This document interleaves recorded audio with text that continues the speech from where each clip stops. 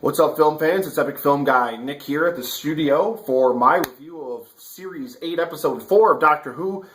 Listen, we should open every show with these dark, brooding moments, and the Doctor should have this kind of just long, cryptic speech where he waxes philosophical about the state of life in the universe and whether or not there are these things out there that we can never explain, we can never understand, but it's always there, it's always hiding, it's always doing something, just waiting in the shadows, and they're always just ready to just slither out from under the bed and grab us and get us and everything like that. And no, it really wasn't. I'm sorry.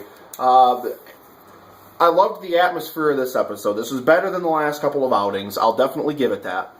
Better than the last couple of outings. I'm liking Capaldi and Coleman's back and forth. It seems like their rapport is getting a little snappier. Kept commenting on her eyes and how far apart they are because of how wide her head is. So there was a lot of stuff I really liked about the episode. But that said, God, why is the Doctor such a dick to Clara? I mean, I get that, Capaldi's Doctor is just, he's really kind of wrapped up in his own thing, and he's very dark, and he's very brooding, and everything like that, but he's just downright a dick to her at a couple times in this episode. Not even like on accident, just like completely. And why do all the stories now start with the Doctor coming to pick her back up?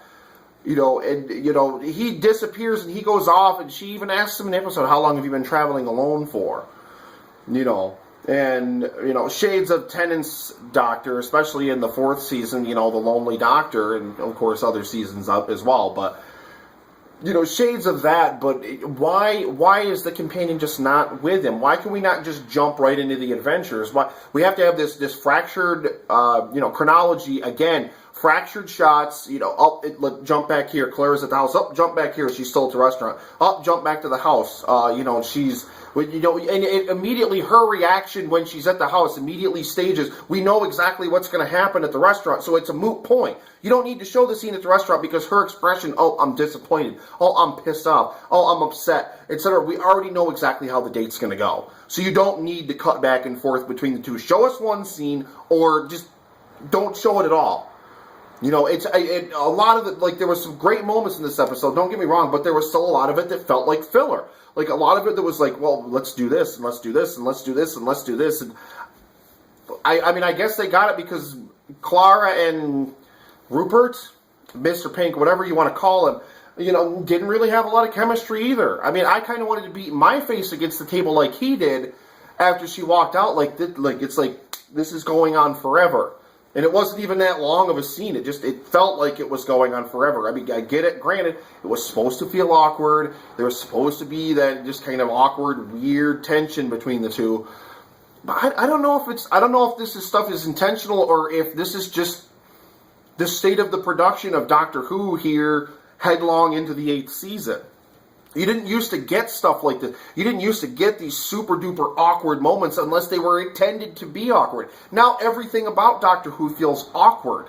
It feels just out of place and stuff like that. But, that aside, like I said, I feel that Clara and the Doctor are starting to have a better back and forth. But I just want them to go on fun adventures together, and I want them to have that sense of camaraderie. They really just feel like their own separate characters who are just thrown together for these little one-offs, and then the Doctor goes off and wanders and does his own thing and comes back. Who knows how many years later in his timeline to pick her up to go on another adventure? What's the point of even having a companion? And I think this episode tries to drive home this larger point of Clara, watching over the Doctor. She was, of course, the girl who was born to save the Doctor. Of course, that's from all that Series 7 stuff, and I really liked, as I said, the atmosphere, but I really liked, ultimately playing on our fears of the unknown, of not knowing. What is that knock? You hear the heating pipes knocking, or you hear this whooshing sound outside, or you hear this, you hear that, and what is it? Is there something there in the shadows? Is there nothing there in the shadows? And the kind of things that does to us psychologically, like the fears that plays on, the scenarios we paint and create in our minds. The way we terrify ourselves. I thought that was fantastic. Very well done, very well driven home by the episode, and I like that they go back to the barn with the War Doctor. You get that brief clip, of course, of John Hurt. That's where he takes the moment in the 50th anniversary special to, set the moment off and, time lock the end of the Time War. Which, of course, he doesn't end up doing. Spoilers. But, all things aside, like I said, I really liked it overall. But there are a lot of things that are just... I don't know. They just rub me the wrong way. Like, I just disagree with the direction of some of the parts of the episode, some of the production. I mean, you could leave behind all this stuff. Just make them go on adventures. All the development can occur during the adventure. You don't have to have these stupid scenes of, the Doctor for 5 minutes at the beginning of the episode wandering around, basically setting up the whole premise of the episode. Why can't the episode just do that naturally? They're sitting in the end of the universe thing, and they hear the knocking, and they hear the whooshing, and that's where they have the scenes. We don't need the Doctor to tell us about it the first 5 minutes of the episode.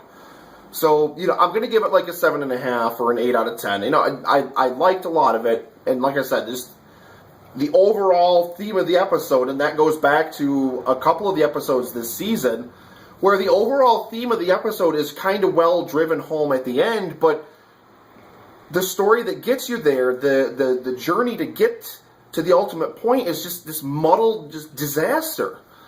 And I'm really hoping for, I don't know, some cleaner episodes that really don't get so lost in their own mythology that they just bungle the shit out of everything. So that's my hope. Like I said, 7.5, 8 out of 10. I'm kind of torn between the two. Enjoyable episode, certainly not as bad as the worst of Doctor Who, but a far sight from what I know it's capable of. So let us know what you thought. Join the conversation on Facebook at Epic Film Guys, or follow us on Twitter at Epic Film Guys. And thanks a lot for watching.